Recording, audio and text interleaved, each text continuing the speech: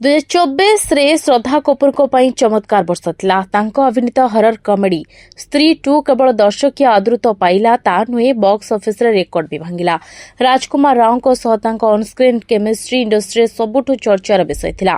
ସ୍ତ୍ରୀ 2 ରିଲିଜକୁ 4 ମାସ ବିତିଗଲାଣି। ଶ୍ରଦ୍ଧାଙ୍କର ଅପକମିଂ ପ୍ରୋଜେକ୍ଟକୁ ଚାତର ପରି ଅପେକ୍ଷା କରିଛନ୍ତି ଫ୍ୟାନ୍ସ। ତାଜା ଖବର ଅନୁସାରେ ଫ୍ୟାନ୍ଙ୍କର ଅପେକ୍ଷାର ଅନ୍ତ ହେବାକୁ ଯାଉଛି। ଶ୍ରଦ୍ଧା ସ୍ପଷ୍ଟ କରିଛନ୍ତି ଯେ ଗୋଟିଏ ନୁହେଁ 3ଟି ନୂଆ ଫିଲ୍ମ ସାଇନ୍ କରିଛନ୍ତି। ଏକ ଗଣମାଧ୍ୟମ ସହ ବାର୍ତ୍ତାଳାପ ପରେ ସେ ଏହା ସ୍ପଷ୍ଟ କରିଛନ୍ତି।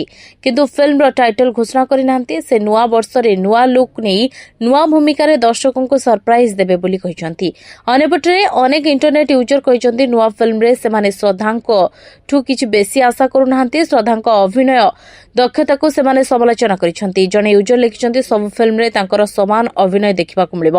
ଅନ୍ୟ ଜଣେ ଲେଖିଛନ୍ତି ଶ୍ରଦ୍ଧା ଜଣେ ଭଲ ଅଭିନେତ୍ରୀ ନ ହୋଇପାରନ୍ତି, କିନ୍ତୁ ଜଣେ ଭଲ ଏଣ୍ଟରଟେନର ଏବଂ ଭଲ ଡ୍ୟାନ୍ସର। ତାଙ୍କର ଅଧିକାଂଶ ଫିଲ୍ମ ସଫଳ ହୋଇଛି। କେବଳ ଅଭିନୟ ସୁଧାରିଲେ ସେ ଆହୁରି ଲୋକପ୍ରିୟ ହୋଇଯିବେ। କିଛି ୟୁଜର ତାଙ୍କ ଅପକମିଂ ଫିଲ୍ମ ବିଷୟରେ ଅନୁମାନ କରିଛନ୍ତି। ଫିଲ୍ମ ମେକର ନିଖିଲ ଦ୍ୱିବେଦୀ ନାଗିନରେ ଶ୍ରଦ୍ଧାଙ୍କୁ ସାଇନ୍ କରିଛନ୍ତି। କ୍ରିସ୍ 4ରେ ହ୍ରିତିକ ରୋଶନଙ୍କ ଅପୋଜିଟ୍ରେ ସେ ଆସିପାରନ୍ତି ବୋଲି ଖୁବ୍ ଚର୍ଚ୍ଚା ହେଉଛି।